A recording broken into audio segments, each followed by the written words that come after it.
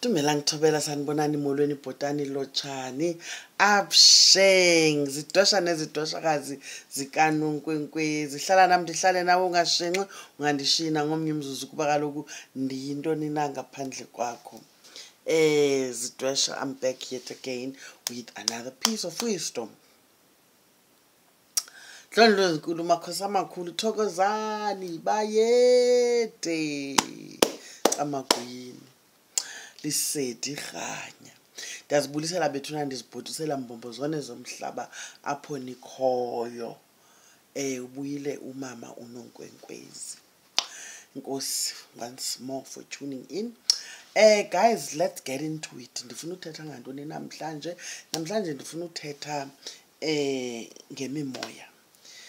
Imimoya esigula ngayo thina bantu bomoya.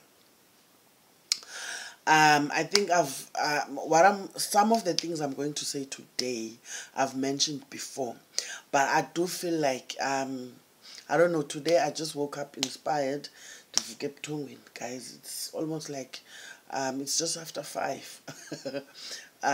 Yeah, abanye bethu bayalala wena apha emva kwemini ngakumbi xa kukho load shedding kanje.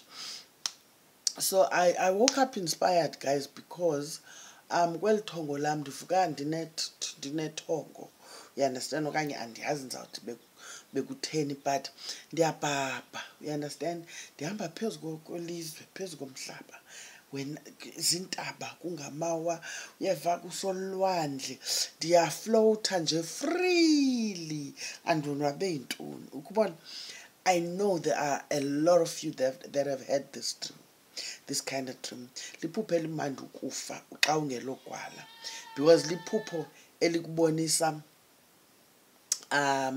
uba uyakhula ngokomoya.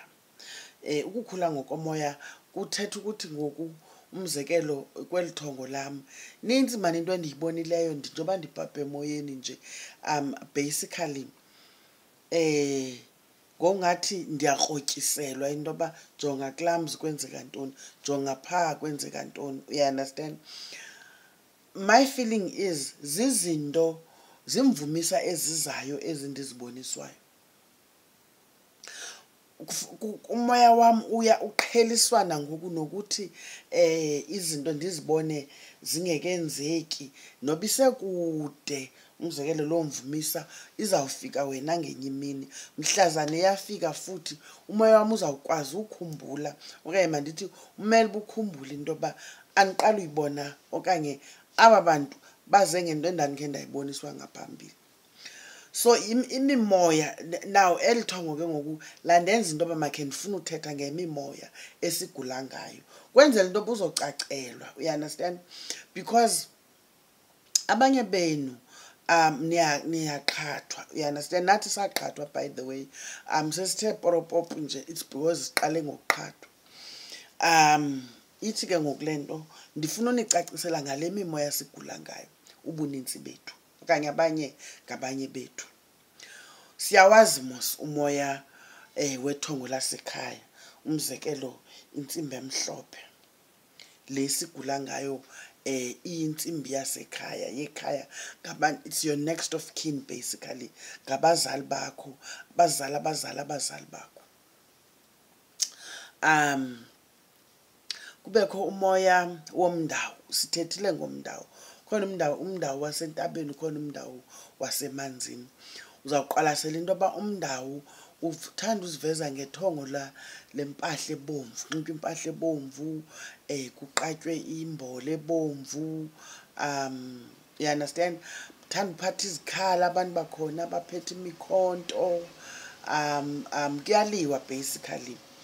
And mna xa ndilijonge eli thongo ndifumanisa into yoba ngaba abantu bokuqala man, it's very rare into yoba uvezelwe umndawu osando, like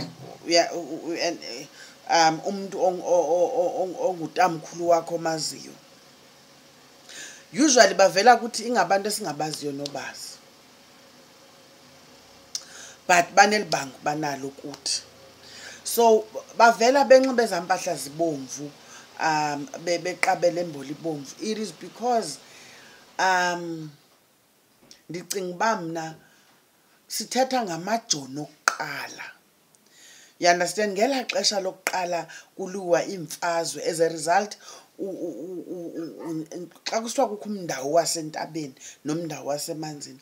Umndawo wasentabeni it was warriors, you understand? Abantu babesilwa impi, abantu ababhubhe kuphala igazi, kwaphala igazi, uyayiva? Babesemfazweni ngaloo maxesha. Imimoya yaphelela ezintabeni, uyayiva ke ngoku? Ubuyakhumbula okanye unobukela nawe kwifilimu ozibukelayo, like uzawufumanisa into yoba ithi imbali phaa phambili xa kusiliwa bekunxitywa impahla ebomvu, you understand? Or hence the red skirt, you understand? Yimpahla ebonakalisa into yoba ngokuthwasela umntu umoya wakhe owabhubha ngegazi.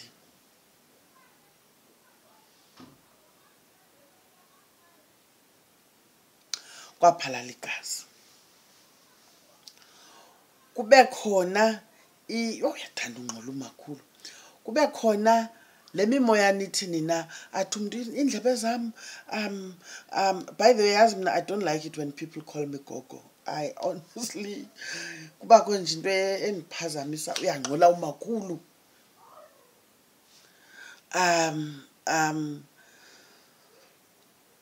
Bendisathi umuntu othi gogo kum, I don't know uba kusuke kuthini, like ndiba off. Ngcono uthi mama mna kum, okanye uthi nonkwenkwezi bhetere. But anyway, athi umntu gogo indlebe zam ziyarhawuzelela, indlebe zam zitheni, uyandasenza, ukhala imilozi, ukhala impempe, njalo njalo. Umzekelo naxa ulantuka ugajekwa siphakamisa le dlozi lomndawo lomnguni, fumanisa into yoba sakubethela impempe, kuzawuthiwa impempe, kuthiwa imilozi, you understand? Kuvuswa umoya walaa mntu wayesilwa imfazwe. Khumbula kudala bengekho zifowuni kaloku, you understand? The only way bebekwazi ukucommunicate ngayo kwezo mfazwe zabo, umzekelo kwawutshona ilanga kube sebusuku, you understand? Elinye icala lingapha, elinye icala lingapha, ukuze uyazi into yoba aba bantu sondela kubo ngabeli cala lakho. Kunemilozi ebibethwa, indlela enibetha ngayo umlozi kwi-battalion yenu okanye kwikampu yenu, you understand? Uzawuyazi ke ngoku into yoba nethi ndibetha umlozi lowa aphendule, you understand, ngolu hlobo ndilwaziyo, hayi ke ndisondela kubantu bakuthi. Nethi abethe ngohlobo oluthile, ithi into baleka tsotsi. Niyangxola, ithi into baleka tsotsi, yeva, slicer tsotsi. So la milozi, le mimoya ibiphila ngemilozi ngela xesha. Benotifyana ngemilozi. Bekusithi xa kuphunywa kusiwa emfazweni, bukela uShaka Zulu wena. Umzekelo ndenza nje umzekelo.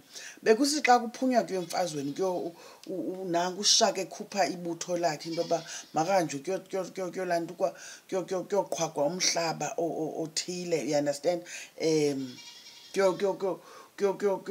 Kuyolantuka, itsho zintoni ezintoni ezi-clans kanene zaziqhwagwa nguShaka, uyayiva? Fumanisa into yoba kuzawuphunywa ngengoma, yayiva ke ngoku amabutho aqala anikwa amandla, agiye atsho ngengoma, you understand? Hence isangoma, ngabantu whose spirits are evoked ngengoma. Yimimoya ibithunywa, iphiwa amandla ngengoma, icommunicator ngemilozi. Hence ngelinye ixesha kuzawuthiwa unabalozi, bathetha nawe ngala milozi babethetha ngayo ngela xesha babephila. Yimimoya ke eminye lena engathwaswelayo xa sithetha into zenyaniso. Hence ndithi mna bahlekazi abahle basekhaya bathwasayo, kuhle ukuqala ngethongo lakho kwenu eli limhlophe kwenzela into yokuba uphakame kuqeni uye kuba lithwasa ube inyangi kwenzela into yokuba ke uzoyolungiswa umoya womndawo okanye womnguni nomndawo. Abantu okufuneka bawuthwasile umnguni nomndawo ngabantu bone kulisiko labo ukuthwasa ngolwahlobo. Thina abanye ngabanye esingelulo olwahlanga kumele basiwuphakanyiselwe la moya ulungiswe. Andazi noba yavakala na. Mna ndinenkolelo ethi umuntu uthwasa ngesiko lako kwabo. Omnye nomnye umoya uyalungiswa ukuze uhlale kakuhle kuwe uyaphakanyiswa ngendlela. Uzawuhamba ke obviously uye kubantu abakwaziyo ukusebenza ngalo mimoya. Thetha ngabalozi, abalozi abathwaswelwa. Ndike ndive umuntu athi uyothwasa abalozi ntonono wahlaliswa entabeni kwathi ningathangani. Umoya wabalozi ngumoya ozibhamukelayo emntwini. Ngexesha elifanelekileyo uyathetha la moya. Sithi thina ngamakhosi endalo.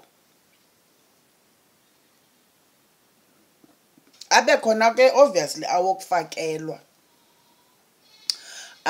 Le kuthiwa ngamakhosi kwelicala lethu. Ezinye inhlanga zithi ngamakhubalo. Yayiva. Kube khona umndawo wasemanzini. Umndawo wasemanzini I think ndikhe ndatsho before into yoba ngaba abantu baphelela nabo emanzini. Some of them were traders. Babesuke kwelo lizwe besiza nganeno, you understand? Baphelelwa kukutya mhlambi kulo mkhumbi baza ngawo baze ke ngokubamise kwelo lizwe likufuphi badibane nabantu bokuhlala baloo ndawo. Uyayiva ke ngoku they were traders. Imimoya yabo yaphelela emanzini, abanye imikhumbi yabo yaphela due to storms or whatever. Okanye imfazwe yabafumana besemanzini baphelela emanzini, imimoya ephila emanzini. Kube khona umzekelo umoya ndisandova ke ngenzuza and ndacacelwa kakuhle kulo muntu ebeyicacisa into yoba yintoni le nto kuthiwa yinzuza. Nawo lona umoya ngumoya ongathwaselwayo kakuhle. Umoya wenzuza ngumoya ophila emanzini, ngumoya womntu onemimoya yasemanzini. Yeva okuthi xa le mimoya yonke uyisebenzele wayiphakamisa kakuhle ngendlela eright wayiphilisa uzawuzuza. Uzawubonakala nasezizweni into yoba wena uthwasile, uba uhamba nabantu abadala. Uyayiva ikhona inyanga uyibona into yoba le inyanga izuzile, iphumelele. Abantu akathwelanga, abantu abapheli. Uyayiva unamandla okusebenza.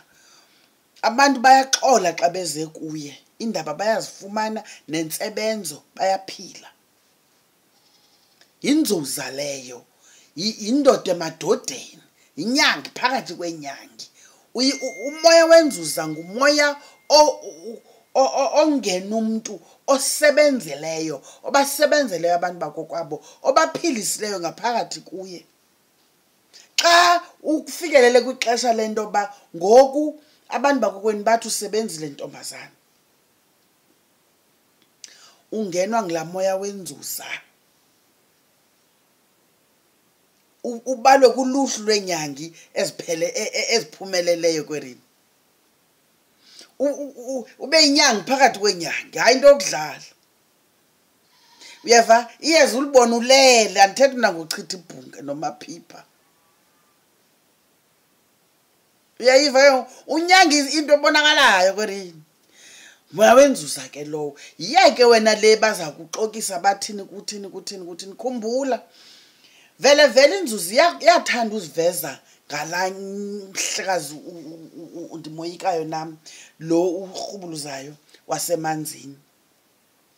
ufike ekubhijela mhlawumbe okanye umbone emanzini xa kulo mathongo akho uthonge ungena emanzini ufika emzini othile okanye nguronto othile kodwa uyabona into yoba apha kuhlala inyange apha uthi wawuthi kulo ronta nankuya umhlekazi ekoneni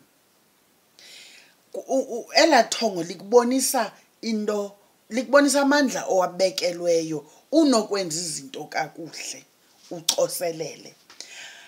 That is why mina umuntu othwasayo ndiyabasizela nyani uqonda ndiyamsizela lo ucinga into aso into nje yokugqithisa usana kunini akudlalwa xa kuthwaswa usuzibuseza wahamba indlela ibheka phambili yaye futhi umuntu othwasayo kufuneka umuntu onesibindi hayi nje into okudlala ngoba uthi wawuba phakathi naphakathi ufumanisa into yoba yeyi ayiyo le nto bendicinga uba yiyo kunzima kuye kusibanzima ke futhi andoyikisi mntu into kunayo umuntu othwasayo ngumuntu ongabuyi umva umuntu othwasayo ngumuntu osebenza amatyala kokwabo mawathi evela la madoda evela ngokuvela nalamakhehlekazi basebenze uzoyizuza ke ngoku le nto ingamandla kokwenu sukuthwasa ulequluqa uleqa umgqabazo kodwa akho nto uyifundayo akho nto uzayenza ngoku kuthwasa kwakho.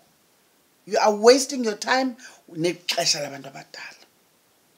And ke ngoku uthe umuntu ondicaciseleyo ngenye imini ndatsho ndacacelwa futhi ndaqonda into yoba ngathi sendikufuphi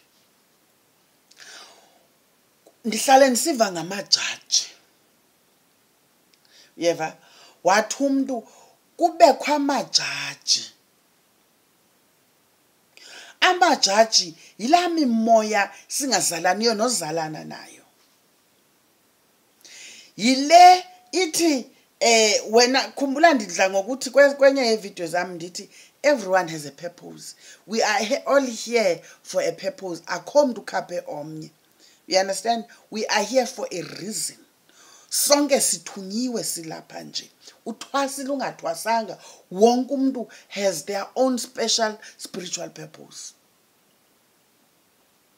Zekuthi ke ngoku xana ngaba ubizo lwakho lusabele ngendlela efanelekileyo wahamba kakuhle uzawuzuziswa umoya wenzuza. Zekuthi xa ungenzanga kakuhle azawufika la madoda kuthiwa ngamajaji. Yeva njengejaji yasecourt bantu abathatha izigqibo ngobomi bethu into ba kudala noko yeva hence uzawufumanisa into abanye abantu uphakamele ithi into aso akusekho nto inokwenziwa ngoku amajaji agqibile. Sibone singasamboni akasekho emhlabeni agule kakhulu umuntu abe namashwa kakhulu yeva aphelelwe yiko konke amajaji agqibile ngawe. I've seen amajaji mina ndiyathanda ukwenza umzekelo ngami. I've seen amajaji kwawama amathongo ndandingayazi kuqala into ba ngabantu abatheni aba fike manje befika nge-spaceship azibona ezalantuka eza aeroplanes round uqonda ba ngathi into yase TV neza films eza horror movie uyayibo azawufika imepha emasimini kuzawufika fondini indoda enxibe uyazibona nawe ezadyasi zamajaji man and bengalamadoda mna ke kuvela lamadoda made aseKenya fondini ngathi ziMaasai benxibe ezalokho izinto zimnyama kuvese kuthiwa wena kuthathwa ngelanguage endingayiva kodwa ndiyayazi ba kuthwani ngokwasethongweni but you follow me kwarini sebefikile akho nto noyenza ndiyakuthembisa ngamajaji ke lawo. It's either xa usawathonga it's either usanikwa ichance usiwe court uyoxoxelwa ityala lakho lumka ke kungafika amajaji ithi lonto leyo isigqibo singasihlo kanye singasibi and ijaji xa seligqibile ngawe ligqibile ngawe phelile. Hence ndisithi sanukungxengxeza okokoko ngoba aba bantu ningxengxeza kubo, you understand, ngelinye ixesha ngootata bethu, yeva, kuye oko bemanyelwa xa bezisa umyalezo into bayi umntwana usangxengxeza uthi akakabi namali, phinde kwiminyaka elandelayo hayi umntwana usangxengxeza uthi usakhangela umsebenzi, phinde kwiminyaka elandelayo hayi khani impheni chance akhatshate kulo nyaka, phinde kunyaka olandelayo hayi khani impheni chance ufuna nje uthenga imoto. Azawufika amajaji bethi gqudu ixesha lakho ligqithile mhlekazi, sibone ngawe usehlelwa lilishwa elikhulu kuphele ngawe, khange uyenze into oyithunyiweyo. Andinoyikisi bethunana, ndizama unicacisela ngemimoya esiphila nayo ngendlela nje endicinga uba ndizama uyisimplifya le nto. Don't take things for granted. Do not take your life for granted. Do not take ubizo lwakho for granted. Do not take your responsibility and your role within your family for granted. Xa uphiwa amandla okuphangela sukuphila ngokubheja kube kuphelele apho, sukuphila ngecomfort nokuqhayisa into mama ndibonwe mna into yoba ndinento yonke. Zibuze into yoba la mandla avelaphi qala. Hlala ukhumbule into yoba ungowakulobani wena, ngoba ngenye imini azawufika amajaji engengowakokwenu ke wona ke awazalani nawe, azawusithatha isigqibo abazali besazama ukukukhusela bekuphelile ngawe. It's just the way it is. Journey of a soul. Sonke sithunyiwe. Everyone has a responsibility, guys. Not only abantu abathwasayo, by the way.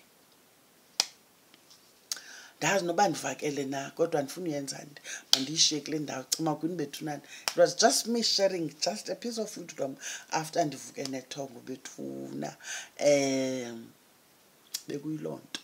Guys, the orders, I am overwhelmed. We are overwhelmed with orders, but ziyaphuma. I hope you are getting messages zenu ezitshoyo into yoba your order is on the way.